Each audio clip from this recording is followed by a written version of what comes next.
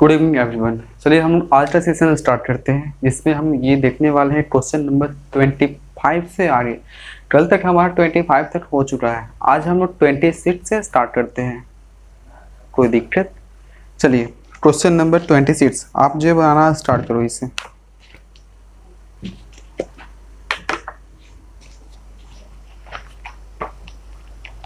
Question देखिए और answer टिपिए। इस तरह का एक्सपीरियंस आ जाए तो बहुत समय की बचत होगी और ऐसे क्वेश्चन को सॉल्व करने में मदद मिलेगी, जिससे कि जो ज़्यादा टाइम ले रहा हो। ठीक है, क्वेश्चन नंबर 26। अब तक तो आपका आंसर आ गया होगा। तो क्या है ये 26? 2018 में पूछ चुका है इसे। 26 को बोल रहे हैं यहाँ पर क्या 26 और 0.32 यहाँ पर 2 पर रेकरिंग है। तो P बाई क्यू के फॉर्म में लिखिए, P बाई क्यू के फॉर्म में इसे लिखना है। इसके बारे में हम लोग कल भी सीखे थे, आ गया है तो चलिए सीखते हैं। यहाँ पर क्या होता है ऐसे, अगर ऐसा दिया हुआ रहे तो हम लोग दशमलव और रेकरिंग को भूल जाते हैं, और जो नंबर यहाँ पर दिखाई देता है 0 3 2 उसको यहाँ पर लिख लेते हैं शुरुआत में। क्या हमारे पास है 3 2, जरूरत तो इधर में कोई वैल्यूएशन है नहीं, तो यहाँ पर 32 हो गया। 32 में से कुछ घटाया जाता है। क्या घटाते हैं हम लोग? जिस पर रेकरिंग नहीं है, जिस पर रेकरिंग नहीं है। क्या किस पर रेकरिंग नहीं है? 3 पर नहीं है। आप यहाँ से 3 को माइनस कर लेंगे। उसके बाद ऊपर में डायग्राम हो गया, नीचे में अब क्यू के लिए पी का डायग्राम हो गया। यहाँ पर पी के लिए मैंने क्या बोला यहाँ पर कि जितना वहां पर नंबर दिखाई दे उसको लिख लेते हैं। उसके बाद इसमें से कुछ घटाना होता है, क्या? जिस पर रेकरिंग नहीं है। ओके, इतना यहाँ पर लिखते हैं। उसके बाद नीचे में क्यू के लिए यहाँ पर कुछ लाइन लिखना है। यहाँ पर क्या, तो जितना हमारे पास ये दिया हुआ था उसमें रेकरिंग के लिए 9, 1 पर रेकरिंग है तो 8 9, और मान लो यहाँ पर ये 4 होता, इस पर इतना होता तो हम क्या लिखते? 2 to 9 लिखते। तो यहाँ पर 1 पर है तो यहाँ पर कितना हो जाएगा? 1 9। उसके बाद दशमलव के इधर में देखते हैं कि कितने पर रेकरिंग नहीं है, कितने पर रेकरिंग नहीं है। तो एक ऐसा भी नंबर है यहाँ पर 3 जिस पर रेकरिंग नहीं है, तो उसके लिए हम यहाँ पर क्या देते हैं? 0 देते हैं। तो हमारे पास कितना आ जाएगा? ये 29/90, यानी घटाने पर 29 और ये नीचे में 90। तो 29/90 हमारे पास क्या है? Option number B. ओके, ऐसे कुछ और भी एग्जाम्पल ले लेते हैं। जैसे मान लो यहाँ पर होता है 112 और इतना पर होता है, तो क्या करते हैं यहाँ पर? क्या बोले? पूरा आप ये लिख लो एक बार। उसके बाद माइनस घटाया जाता है। क्या घटाते हैं हम लोग?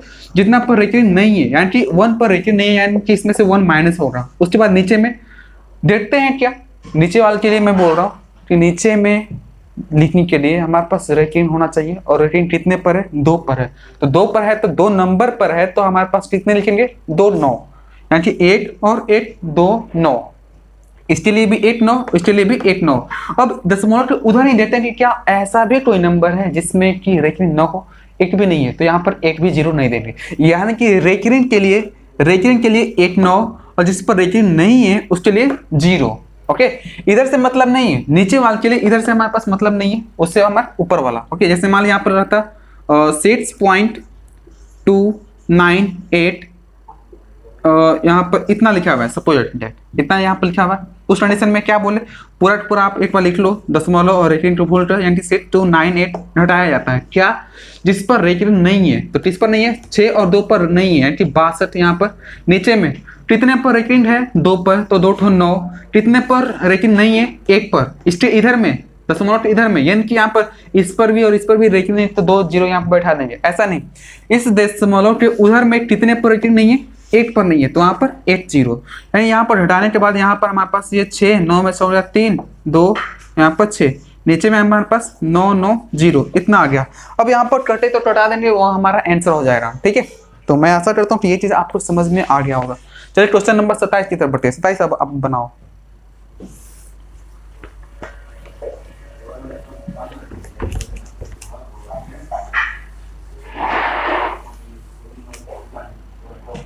सत्ताईस नंबर अब आप बनाओ।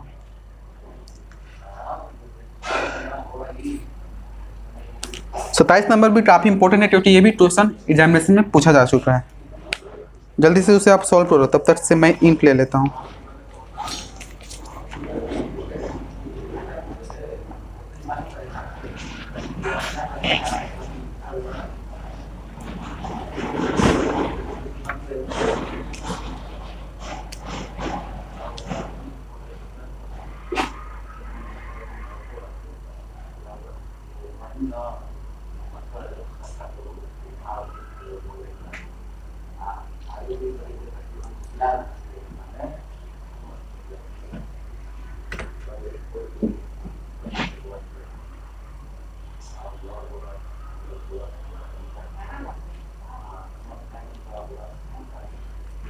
बन गया होगा आपका। आपका जब बन गया तो मेरा भी इंटू हो गया। चलिए यहाँ पर क्वेश्चन नंबर 27 में यहाँ पर बोल रहा है क्या इतना के बीच में कौन अपरिमेय संख्या है। यहाँ पर यानी यहाँ पर आइडेंटिफाई करना है कि उनके बीच कौन सा अपरिमेय संख्या होगा। ओके, इनके बीच में उसको ढूंढना है यहाँ पर। तो यहाँ पर तीन के बीच में ढूंढने की बात बोल रहा है 2 और 2.5, 2 और 2.5, 2 और 2.5 के बीच में यहाँ पर जो है कौन सा अपरिमेय संख्या है वो हमें आइडेंटिफाई करना है। तो पहला यहाँ पर देखते हैं, ऑप्शन नंबर ए में लिखा हुआ यहाँ पे 11, ये इसका जो लगभग वैल्यू जो 3 दशमलव के बाद ही आएगा, 3 पॉइंट समथिंग आएगा, क्योंकि 3 का स्क्वायर 9 होता है, 9 से ज़्यादा है तो इसका मतलब 3 दशमलव समथिंग आएगा, और यहाँ पर 3 दशमलव तो यहाँ पर समथिंग, तो इससे पार हो जाएगा, मतलब ये हमारा नहीं है। बी की बात कर लेते हैं, बी में लिखा हुआ है √5। अब ये √5 का हमारा कितना, ये 2 पॉइंट समथिंग, ये हो सकता है 2 पॉइंट समथिंग यहाँ पर है तो ये हो सकता है। अब यहाँ पर √2 क्या और भी यहाँ पर है क्या। सी में हमारे पास लिखा हुआ है √22.5, ये 22 है, 16, 4 का स्क्वायर 16 होता है और 16 से भी ज़्यादा है ना ये, तो 16 से ज़्यादा है तो 4 पॉइंट समथिंग होगा, ये 4 पॉइंट समथिंग ये एक्सपायर हो जाएगा, बाहर चला जाएगा, मतलब ये भी हमारा नहीं होगा। डी की अगर हम बात करें तो डी में लिखा हुआ है क्या √12.5, ये भी हमारा 3 पॉइंट समथिंग आएगा, ये मतलब ये भी इससे एक्सपायर हो जाएगा, मतलब ये भी नहीं होगा। तो हमारे पास कौन सा दिखाई दे रहा है, ये ऑप्शन नंबर बी, यही ना। तो ऐसे केस में हमारे पास यही हमारा क्या हो जाएगा, आंसर हो जाएगा। और हमारे पास कुछ और भी होता है जिसमें कि आता 2 पॉइंट समथिंग, तब हमें इन दोनों का जो है वर्गमूल निकालना पड़ता है, निकाल कर चेक करना पड़ता है क्या इनके बीच में आ रहा है या नहीं आ रहा है। यहाँ पर ये और ये और ये यानी कि ए सी और डी कैंसिल हो गया था, हमारे पास बचा क्या, ऑप्शन नंबर बी, तो हमारा ऑप्शन नंबर बी ही सही होगा। ओके, अब हम बढ़ते हैं क्वेश्चन नंबर 28 की तरफ। 28 अब आप बनाओ, यहाँ पे इसका आंसर क्या हो जाएगा, बी।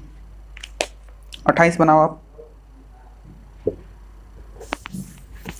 ये सब क्वेश्चन पूछे जा चुके हैं और ये ट्रेंडिंग में भी है, तो आपको इन सब को सॉल्व करने तो अवश्य आना चाहिए। ठीक, आते हैं क्वेश्चन नंबर 28 की तरफ। 28 में बोला कौन सा कथन सही है, सत्य है। 2 अपरिमेय संख्याओं का गुणनफल हमेशा अपरिमेय होता है। ऑप्शन नंबर ए की बात करते, 2 इरेशनल नंबर है तो इनका गुणनफल हमेशा अपरिमेय होता है, ये गलत है। यहाँ पर देखो कैसे, यहाँ पर ये √2 इंटू √2 कितना आ गया, ये 2 आ गया। यहाँ पर 2, ओके 1 सेकेंड, यहाँ पर ये √3 इंटू √3, ये भी इरेशनल, ये भी इरेशनल, ये भी इरेशनल, ये भी इरेशनल। यहाँ पर क्या आया, सॉरी यहाँ पर ये 2 ले लेते हैं, तो यहाँ पर आया 2√3। यहाँ पर जब इरेशनल यानी कि अपरिमेय और अपरिमेय संख्या में मल्टीप्लीकेशन हुआ तो यहाँ पर हमारे पास परिमेय संख्या मिला। देखिए यहाँ पर √3 में और √2 में मल्टीप्लाई हुआ तो हमारे पास क्या आ गया, √6, √3 दूनी 6 आ गया। ये भी हमारे लिए अपरिमेय संख्या, ये क्या है, अपरिमेय संख्या। यहाँ पर परिमेय, यहाँ पर अपरिमेय, मतलब हमारे पास जो ऑप्शन ए बोल रहा था वो हमारे पास क्या होगा, गलत होगा। क्यों, इसमें बोला था क्या कि हमेशा अपरिमेय होता है, लेकिन हमेशा अपरिमेय नहीं होता। इस कंडीशन में हमारे पास सेम टाइप का हो, जैसे √2 है तो √2 भी हो, ओके। या फिर ऐसा भी हो सकता है, इधर में 2√2 इधर में 3√2, ये दोनों अपरिमेय संख्या है। मल्टीप्लाई करने पर 3 दूनी 6 गुणे 2 यानी कि 6 दूनी 12 हो जाएगा, और 12 हमारे लिए परिमेय संख्या है, मतलब ऑप्शन नंबर ए हमारा गलत होगा। ओके, हमेशा अपरिमेय नहीं होगा, हमेशा इसमें दोनों में से कोई भी हो सकता है, परिमेय भी हो सकता है, अपरिमेय भी हो सकता है। ठीक है, तो इसमें क्या बोल रहा था, कौन सा कथन सत्य है, हमें सत्य की पहचान करना है। ओके, असत्य आसान नहीं होते। ठीक है, यहाँ पर आगे बढ़ते हैं ऑप्शन नंबर बी की तरफ। ऑप्शन नंबर बी में देखते हैं, यहाँ पर बी में क्या बोल रहा है, एक परिमेय व एक अपरिमेय संख्या का गुणनफल, ये 2018 में पूछा हुआ है तो इंपॉर्टेंट है। एक परिमेय, इसी पर मैंने जो बेसिक में एक वीडियो बना रखा है कि अपरिमेय और परिमेय का मल्टीप्लिकेशन होता है तो क्या होता है, इसमें सोचना पड़ता है एग्जाम्पल लेकर। एक परिमेय व एक अपरिमेय संख्या का गुणनफल हमेशा अपरिमेय होता है। एक परिमेय और दूसरा क्या है हमारे पास, अपरिमेय। ओके, इन दोनों का गुणनफल जो है हमेशा क्या होता है, हमेशा अपरिमेय होता है। ओके, बट एक परिमेय संख्या है, परिमेय संख्या की अगर हम बात करें यहाँ पर, तो परिमेय संख्या में हमारे पास 0, सॉरी यहाँ पर परिमेय संख्या 2 ले लिए और ये हमारा अपरिमेय ले लिए यहाँ पर √3, तो ये हमारे पास कितना आ गया, 2√3 आ गया। ओके, तो अपरिमेय तो आया, यानी कि यहाँ पर अगर हमारे पास ये 0 नहीं होगा, क्योंकि 0 में अगर अपरिमेय संख्या से मल्टीप्लाई करेंगे तो हमारे पास क्या हो जाएगा, ये 0 हो जाएगा, परिमेय संख्या आ जाएगा, मतलब ऑप्शन नंबर बी भी हमारे लिए क्या होगा, गलत होगा। ओके, ऑप्शन नंबर बी भी हमारे पास क्या होगा, ये गलत हो रहा है, क्योंकि अगर परिमेय संख्या जीरो भी एक ये परिमेय संख्या और परिमेय संख्या में अपरिमेय संख्या से मल्टीप्लिकेशन हो रहा है तो वहां पर जीरो आ जा रहा है, इसका मतलब वो हमारे लिए परिमेय संख्या आ जा रहा है। ठीक है, तो वहां पर आगे बढ़ते हैं। एक परिमेय, ओके, दो अपरिमेय संख्याओं का जोड़ कभी अपरिमेय नहीं हो सकता। बोला दो अपरिमेय संख्याओं का जोड़ कभी अपरिमेय नहीं हो सकता। सीट बात चलते हैं, दो अपरिमेय संख्या तो जोड़ कभी अपरिमेय नहीं हो सकता, गलत है ये। फिर यहाँ पर ये √2 और यहाँ पर ये √3 ये जोड़ेंगे तो यहाँ हमारे पास इतना ही आएगा और ये हमारे लिए अपरिमेय होगा, मतलब ये भी हमारे पास क्या होगा, गलत होगा। ठीक है, ऑप्शन नंबर डी की बात कर लेते हैं। 8 पूर्णांक तथा 8 परिमेय संख्या का जोड़ कभी पूर्णांक नहीं हो सकता, कभी पूर्णांक नहीं हो सकता। ओके, 8 पूर्णांक संख्या तथा 8 परिमेय संख्या को जोड़ कभी पूर्णांक नहीं हो सकता। 8 पूर्णांक संख्या यहाँ पर है, 5 ले लेते हैं, यहाँ पर 8 परिमेय संख्या ले लेते हैं। परिमेय संख्या हमारे पास 1/2 जोड़ेंगे तो 5 पूर्णांक 1/2, ये तो हमारे पास क्या हो रहा है, ये पूर्णांक नहीं हुआ। ओके, ये पूर्णांक नहीं हुआ। ठीक है, लेकिन यहाँ पर देखें तो यहाँ पर 5 + 4/1 ये भी तो हमारे पास क्या है, ये परिमेय संख्या ही है, परिमेय संख्या के रूप में है ये। तो ये जब परिमेय संख्या के रूप में है तो इसको जोड़ेंगे तो कितना आ जाएगा, 9 आ जाएगा। ये तो हमारे पास पूर्णांक है, मतलब ये हमारा हो सकता है, पूर्णांक हो सकता है। ठीक है, तो ऑप्शन नंबर डी भी क्या हो रहा है हमारे लिए, ये हमारे लिए और क्या बोले, हाँ ये भी हमारे पास क्या हो रहा है, ये भी गलत होगा। तो इसमें बोला था सत्य की पहचान, मतलब इसमें जो है कोई भी इनमें से सही नहीं है। ओके, इनमें से कोई भी ऑप्शन सही नहीं है, लेकिन यहाँ पर ये बुक में दिया बी ऑप्शन, लेकिन बी ऑप्शन में हम ये देख पा रहे हैं कि यहाँ पर परिमेय और अपरिमेय का मल्टीप्लिकेशन पूछ रहा है। तो यहाँ पर तो हमारे पास अपरिमेय आ रहा है, लेकिन अगर हमारे पास परिमेय संख्या जो कि 0/1 ये हमारे लिए परिमेय संख्या और परिमेय संख्या यहाँ पर परिमेय और अपरिमेय में यहाँ पर गुणा होगा तो हमारे क्या आ जाएगा, 0 आ सकता है, यानी कि 0 हमारे लिए अपरिमेय नहीं बल्कि परिमेय होता है। ठीक है, तो यहाँ पर इस कंडीशन में हमारे पास बी ऑप्शन गलत है, क्योंकि यहाँ पर बी में क्या बोल रहा था, 8 परिमेय व 8 अपरिमेय संख्या का गुणनफल हमेशा अपरिमेय होता है, हमेशा, लेकिन हमेशा नहीं, यहाँ पर हमेशा नहीं आ रहा है, इसलिए ऑप्शन बी भी नहीं हो रहा। इसमें मतलब इस पूरे एग्जाम्पल में 60 जो है टोटल जो ऑप्शन थे वो 60 गलत थे। ठीक है, आगे बढ़ते हैं हम लोग क्वेश्चन नंबर 29 की तरफ। 29 आप बना।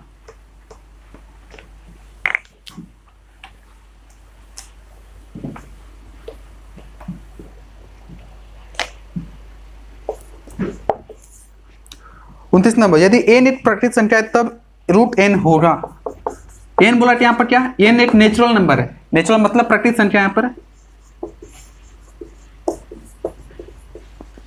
ये एक प्राकृतिक संख्या है। ओके, तो बोला कि यहाँ पर ये क्या हो सकता है, तो अगर हम यहाँ पर √1 डालें तो यहाँ पर 1, ये 2 तो यहाँ पर √2 ही आएगा ना, यहाँ पर √3 तो √3 √4 का ये √4 का वैल्यू कितना, ये 2, यानी यहाँ पर हमारे पास ये दोनों क्या आ रहा है, ये दोनों ये परिमेय संख्या और ये दोनों क्या आ रहा है, अपरिमेय संख्या। यानी कि हमारे पास अगर ऐसा हो तो ये हमारे लिए अपरिमेय भी हो सकता है और परिमेय भी हो सकता है, यानी कि कभी प्राकृतिक संख्या और कभी अपरिमेय संख्या। ओके, यानी कि ऑप्शन नंबर डी में देखिए तो यहाँ पर डी में लिखा हुआ कभी ओके कभी प्राकृतिक संख्या, यहाँ पर प्राकृतिक संख्या है ना, परिमेय संख्या भी बोल सकते हैं यहाँ पर, या फिर ये प्राकृतिक संख्या ही हमारे पास आएगा, क्योंकि ये पूर्ण वर्ग जब हमारे पास आएगा, क्योंकि हमारे पास जो प्राकृतिक संख्या है उसमें या तो पूर्ण वर्ग होगा या फिर नहीं होगा। अगर पूर्ण वर्ग होता उस कंडीशन में हमारे पास क्या आ जाएगा, एक प्राकृतिक संख्या आएगा। ओके, क्या आएगा हमारे पास, एक प्राकृतिक संख्या, नेचुरल नंबर ही होता है वो भी। ओके, तो प्राकृतिक संख्या हमारे पास हो जाएगा और दूसरा हमारे पास क्या, अपरिमेय, कभी अपरिमेय हो। ठीक है, मतलब कभी हमारे लिए क्या आ सकता है, ये प्राकृतिक संख्या आ सकता है, यानी कि नेचुरल नंबर आ सकता है, या फिर कभी अपरिमेय संख्या, दोनों आ सकते हैं। ओके, तो ऑप्शन नंबर कौन सा इसमें से, डी हो जाएगा। ठीक है, आज के लिए इतना ही रहने देते हैं, मिलते हैं हम लोग अगले क्लास में। ओके, कोई दिक्कत इसमें, नो, तो गुड नाइट एवरीवन।